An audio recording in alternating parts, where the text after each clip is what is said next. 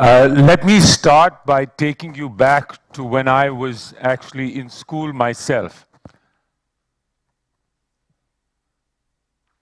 So that's me, second from left, St. James's School, Calcutta. This is tug of war, back 27 years ago.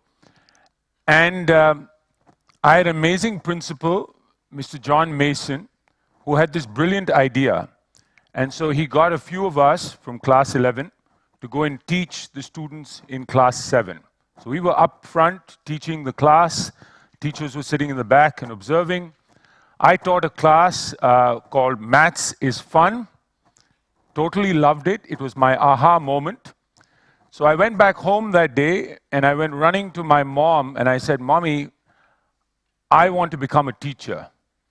And my mom was this really tough lady, so she just, stared at me, didn't say a word, and she just swatted that idea with the back of her palm. She said, "No way, Jose." And so I was quickly back on the corporate path. I ended up, going to college in the States. I went into investment banking. I was working on Wall Street. But on the side, I'd go out and teach in Harlem in New York. And then I went to business school. And as Abha was saying earlier, I decided at that point, because this education bug was always in me. My mom had said no, but at some point, I really wanted to do something in education. And so I said, look, at age 30, I'll become an entrepreneur. I'll be in the corporate world, but at age 45, I've got to go out and pursue that dream. And I want to make a difference to education in India. And I'm happy to report I'm not yet 45. And 7 months ago, 2 years ahead of plan, I decided to quit my job. And now I run a foundation just focused on education. And this is me now with kids, having fun. I can tell you it's a lot more joyful than it ever was working in the office and working with entrepreneurs. But this is my story, and what I want to really do is walk you through a much more interesting story than my own, and that is Rita's story. So Rita is this girl up front. She lives in the slums of Bombay. She's 10 years old.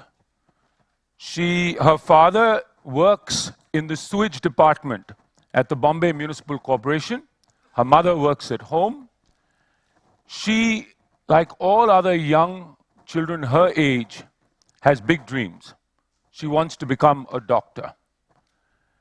And Rita, she's in class 5, but by the time she's in class 5, she's already 2 to 3 years behind. She goes to a school, a Bombay Municipal School, Corporation School, where there's no furniture. She sits on the floor. There are no desks and chairs.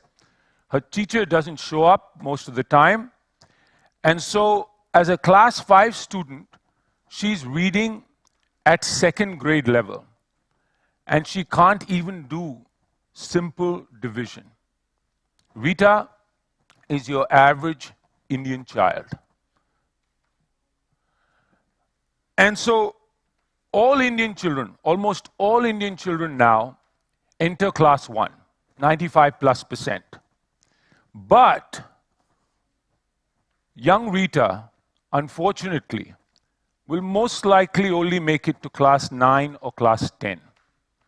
And only less than a third of our children will actually make it to class 12. You are the privileged lot. Most children will actually drop out by the time they are your age. So let me abstract from Rita's story to talk about India in general. If you look at India today, we have 240 million children like yourselves who are in school. And India recently took something called the PISA test. This is an international test administered to class 9 students. And we came second last on this test, just ahead of Kyrgyzstan.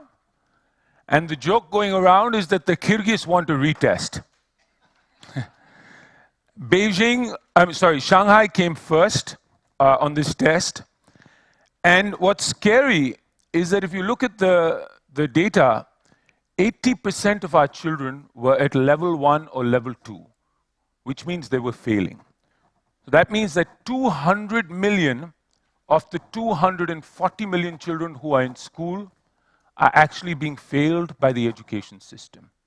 You are amongst the top 5% who will be able to compete with anybody in the world, but the vast majority of our children will never get there. And so you'll ask the question, why is this relevant for me? You know, I'm going to go on to a good college, I'll do well. Well, it's important for you because when you are in the middle of your careers, 15, 20 years from now, I'm going to predict that India will hit a brick wall, that our growth in this country will come to a grinding halt, and that you will never live in a developed country.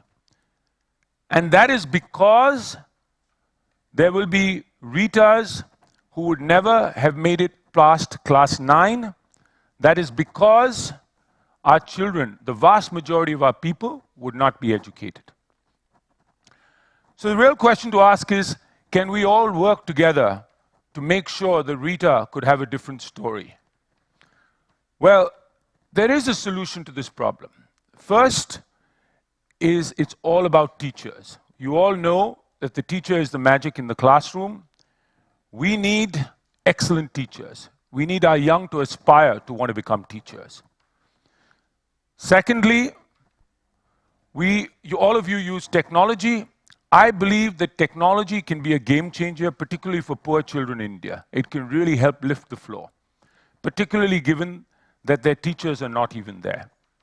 And lastly, we need our elites to focus on this problem. And you've seen Bill Gates now giving his wealth back to education in the States, Azim Premji in India, Anu Aga, etc.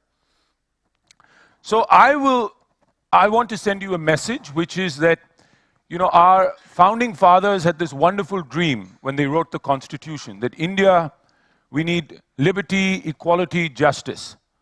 Well, we still live in a terribly unequal society where Rita is never going to get the opportunities that you will get. And so all of us really need to fight, like our founding fathers did, in a second freedom movement, so that we can erase this inequality in our lifetime. As you pursue your passions, I would urge you to take on a social cause. I would urge you to keep that flame of idealism alive, the way I did, not only through school, but through my career, so that you can make a difference to the India that we all will live in. Thank you.